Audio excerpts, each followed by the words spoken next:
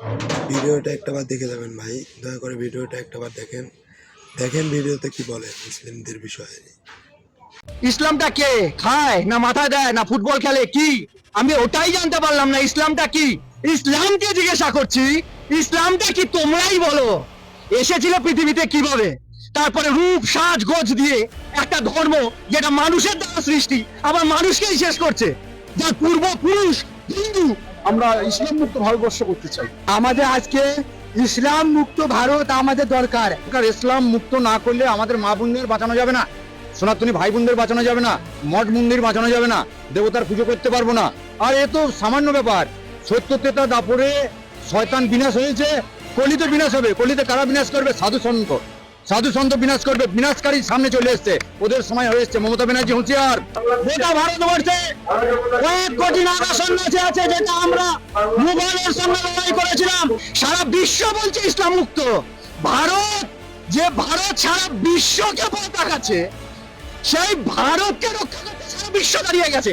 এরপরে বন্ধুরা হিন্দুরা জাগো, কেন ইসলাম মুক্ত ভারত বিশ্ব চাইছে?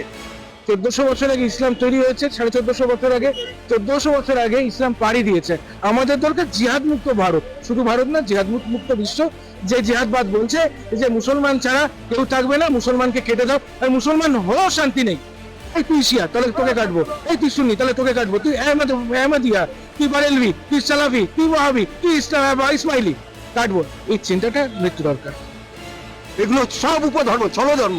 আজকে ছলধর্ম করে আজকে ভারতবর্ষটাকে শেষ করার চেষ্টা করছে। ইসলাম ধর্ম ত্যাগ করে মুক্ত করে আমাদের সনাতন ধর্মাবলম্বী হওয়া উচিত, যাতে এই যে হিন্দু জাতি বা সনাতন ধর্মের উপরে যাতে অত্যাচার অনাচার যাতে না হয় সেই প্রতিকার করা উচিত। একজন সাধু বলছিলেন ইসলাম মুক্ত হওয়া প্রয়োজন। ইসলাম মুক্ত কেন? ইসলাম হচ্ছে মানবিকতার শত্রু। টেররিজমটাকে বাঁচিয়ে রাখার ইকুয়াল টু করলে মনে হয় ইসলাম। মনে হয় কি এখন ছবি পরিষ্কার করে দিয়েছে ইসলামই, যে যেখানে টেররিজম, যেখানে মার্ডার, যেখানে যা কিছু XYZ সংবিধানের বিরুদ্ধে, সেটাই ইসলাম। ভারতবর্ষ কোনোদিন ইসলাম ছিল না, ইসলামের শাসনও ছিল না, কেউ ছিল না। কারণ আমরা যদি দেখি ভারতবর্ষের ইতিহাস, সেখানে ছিল শুধু সনাতন ধর্ম। আমরা হিন্দুরা বুঝিনি, যার জন্য আজকে এপারে 35% হয়ে গেছে 6% থেকে। আমি সুমন্ত চক্রবর্তী, পূর্ব বর্ধমান জেলার 31 নম্বর ওয়ার্ডে আমার নিজস্ব প্রত্যেক বাড়ি ছিল। আজ আমি 2018 সাল থেকে সেই পৈতৃক বাড়ি থেকে জেহাদি মুসলমানদের অত্যাচারে এক প্রকার তাদের ফতোয়ার জন্য সেই নিজস্ব পৈতৃক বাড়িতে 2018 সাল থেকে ঢুকতে পারছি না। আজকে যে হিন্দু সনাতন ধর্মটা কোথায় যাবে? আজকের হিন্দু সনাতন ধর্ম কোথায় যে দাঁড়াবে?